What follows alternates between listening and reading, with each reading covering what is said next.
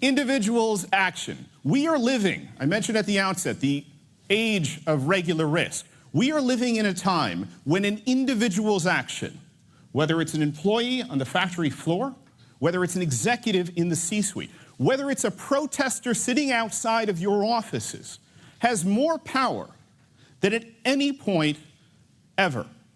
That sounds like Donald Trump. How about a spokesperson?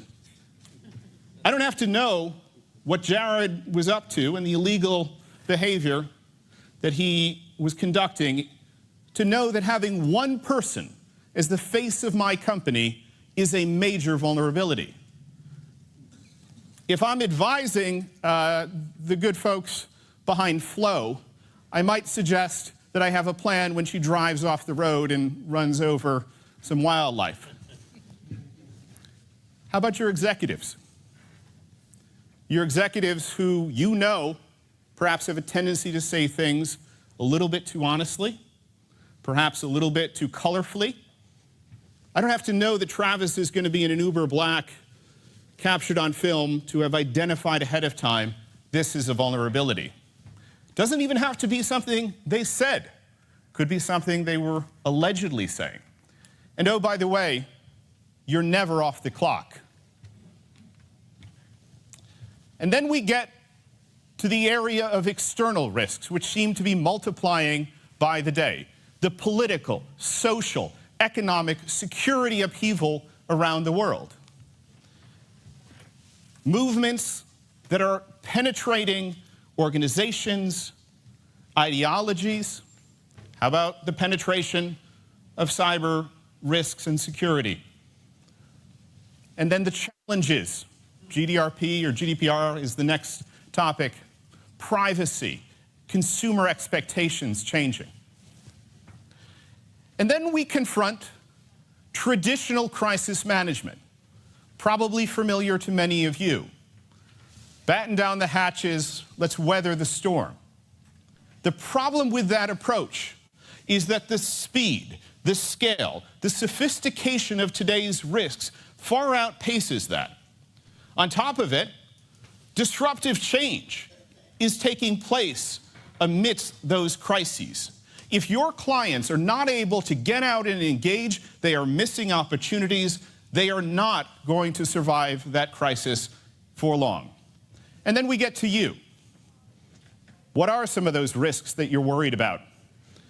Perhaps something about malpractice, or just issues of your workplace, or maybe just issues with your clients. How are you tracking them?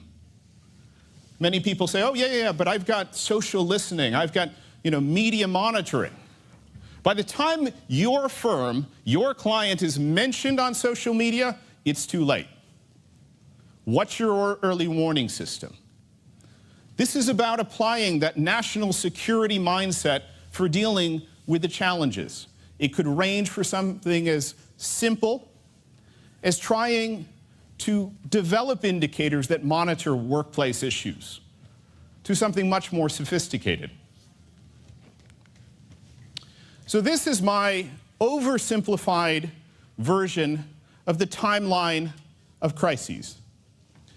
And one of the benefits of sitting at the White House, working with folks from our intelligence agencies, is you get these insights into how crises emerge, what their trajectory is.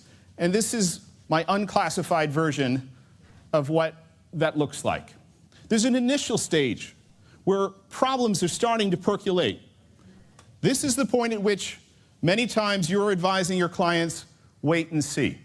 Or maybe your client is telling you, we'll wait and see. If you remember nothing else from this presentation, take away that you need to move up the timeline of crisis response. That initial stage is the point at which your client has the maximum amount of freedom of movement. Instead of sitting back or even just engaging in small and insignificant ways, you need to move your crisis engagement up and fully engage in that early stage, even as it starts to worsen? How do you get out there and engage with the issue rather than pulling back? I so often use in my classes on crisis management at Georgetown the images that companies are portrayed as in the media during crisis. It's the exterior of your building. It's a black and white statement. How do you tell a more personal story? Crises are experienced emotionally.